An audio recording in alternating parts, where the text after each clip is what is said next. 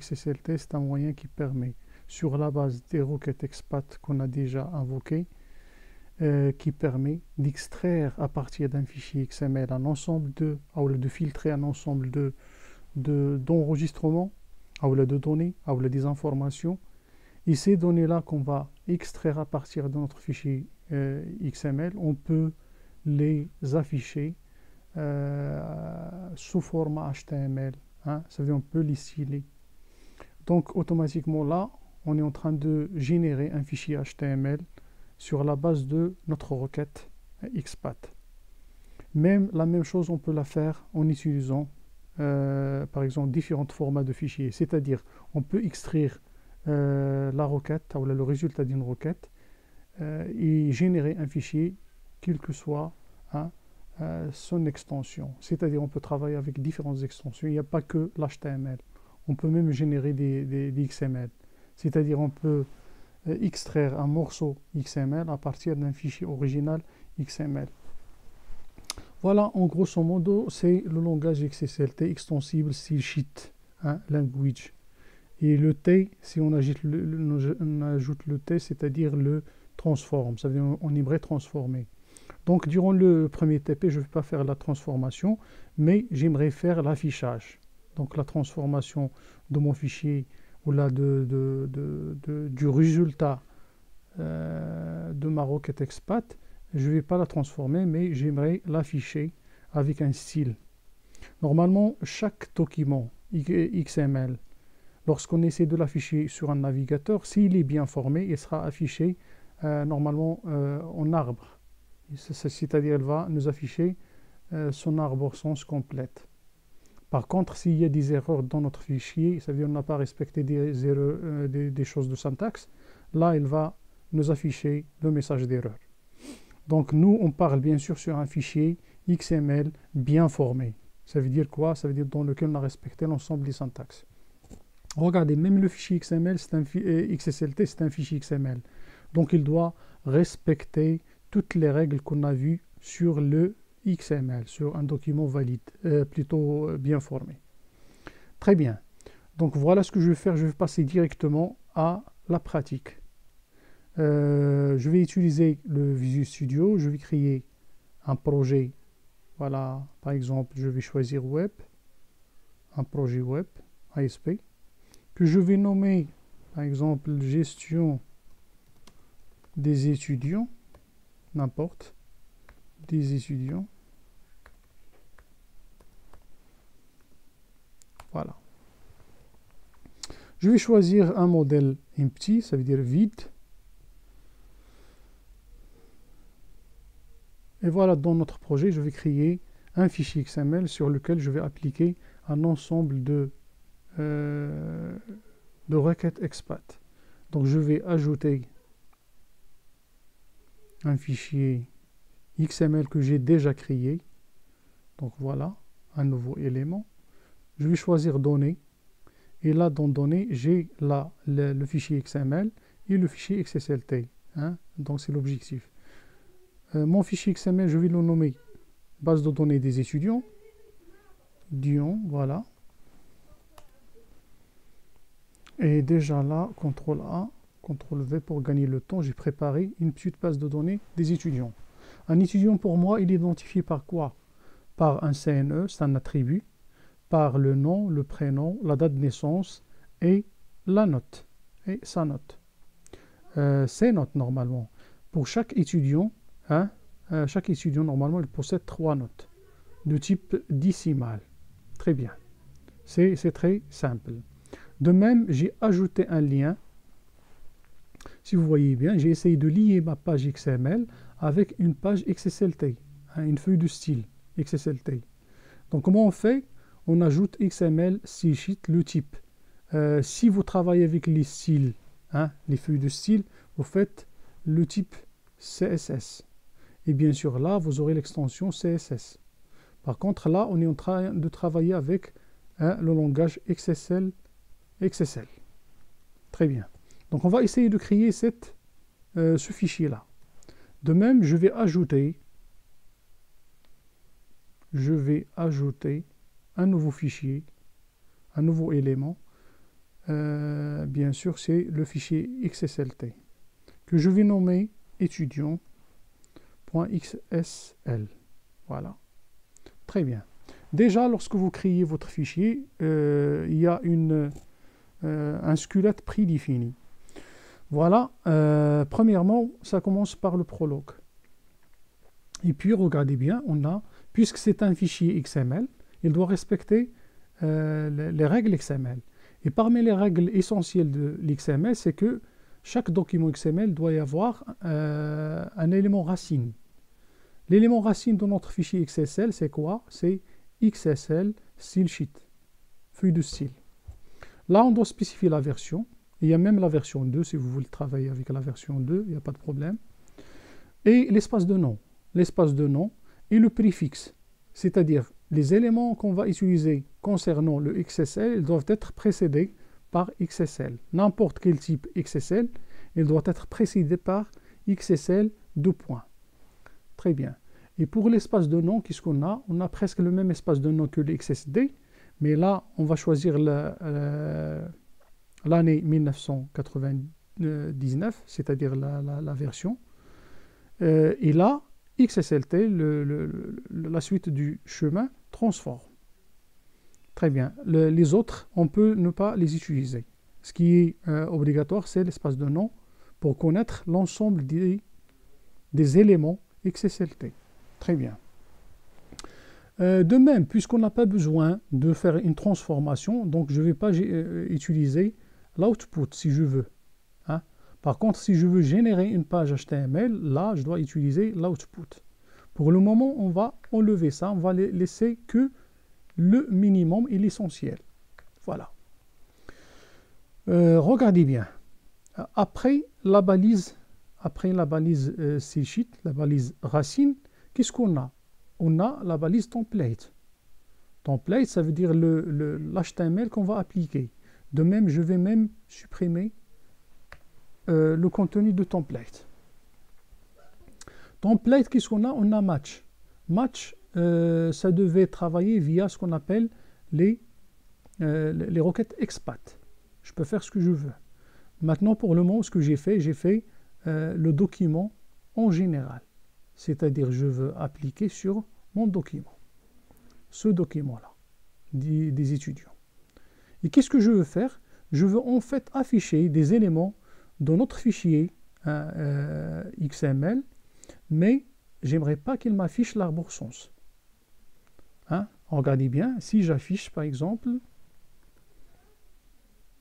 si j'affiche maintenant mon fichier étudiant, mon fichier XML, mon document XML, donc je vais aller premièrement au dossier et je vais essayer d'afficher ce fichier XML. Voilà, par exemple là. Regardez ce qu'il va me donner comme résultat. Il ne m'a rien donné puisque j'ai ajouté le lien avec un fichier XSLT. Je vais enlever cette ligne qui fait le lien avec une feuille de style. Actualiser. Regardez, il m'a donné les informations. Je vais voir la même chose avec un autre navigateur. Normalement, il ne doit pas me donner ça.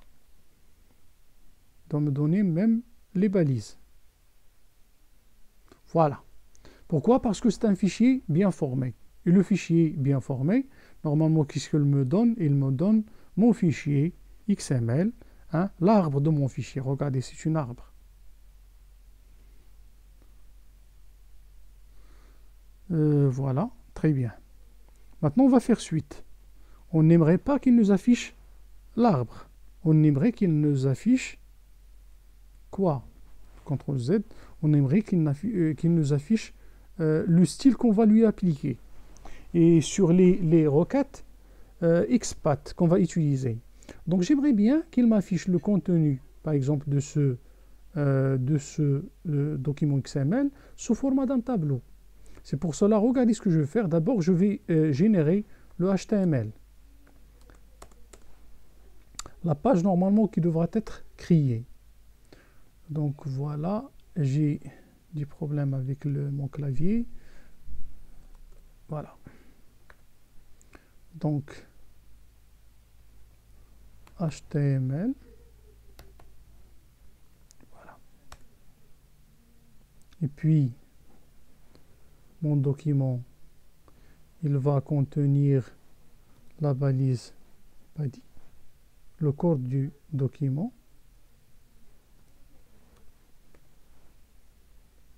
Et là, directement, je vais ajouter mon tableau.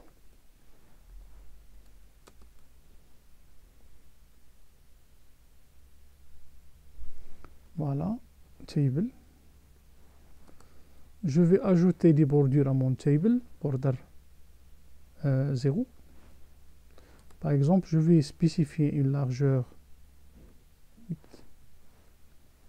de 400 pixels. Voilà, et je vais fermer la balise table. Qu'est-ce que j'ai fait? Je suis en train de générer l'HTML dans lequel il sera affiché, ils seront affichées mes requêtes. Voilà, et puis on va ajouter des lignes. Voilà, la première ligne, par exemple, ça devait contenir des étiquettes tr, tr. Et là, je vais ajouter mes colonnes. Donc, CTRL V, TH, TH, j'aimerais afficher le CNE de l'étudiant.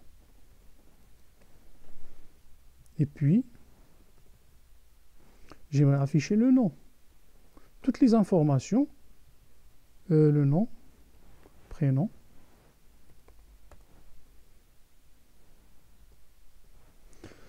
Quoi d'autre? La date de naissance, date de naissance. Regardez ce que je vais faire. Au lieu d'afficher, par exemple, les notes, l'ensemble des notes, j'aimerais bien afficher la moyenne de ces notes, ou la somme. Il y en a des fonctions, plein de fonctions dans le XSLT qu'on va essayer d'aborder. Voilà. Je vais dupliquer cette ligne-là. Et au lieu d'afficher le CNE, j'aimerais bien afficher la valeur des étudiants normalement.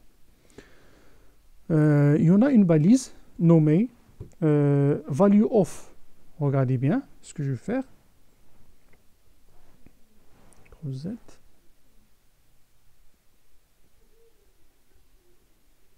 CTRL Z. Voilà. Là, je vais afficher la balise. Voilà. XSL de points.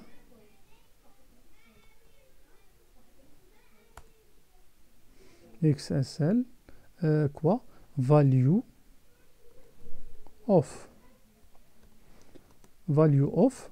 Il a un attribut select et auquel on va communiquer l'expat. Voilà. Value of, je vais lui communiquer l'élément de mon document que je veux afficher. Bien sûr, je peux travailler d'une manière absolue, ça veut dire avec des chemins absolus, ou là des chemins relatifs. Vous faites ce que vous voulez. Nous, pour le moment, on va tester des chemins absolus. Donc, on aimerait afficher CNE.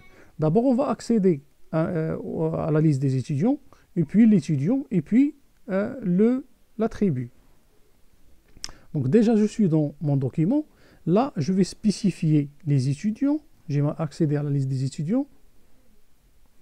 Slash étudiant sans S. Voilà. Slash, qu'est-ce que je veux afficher? Regardez bien. J'aimerais afficher l'attribut CNE. CNE. Donc, puisque c'est un attribut, je dois ajouter le arrobasque. On a vu déjà ça au cours. Donc, je vais afficher le CNE. Et là, je vais spécifier le nom de mon attribut. De même, je vais répéter la même chose pour les autres. Voilà, informations. Le nom. J'aimerais afficher au lieu d'attribut un élément nommé nom.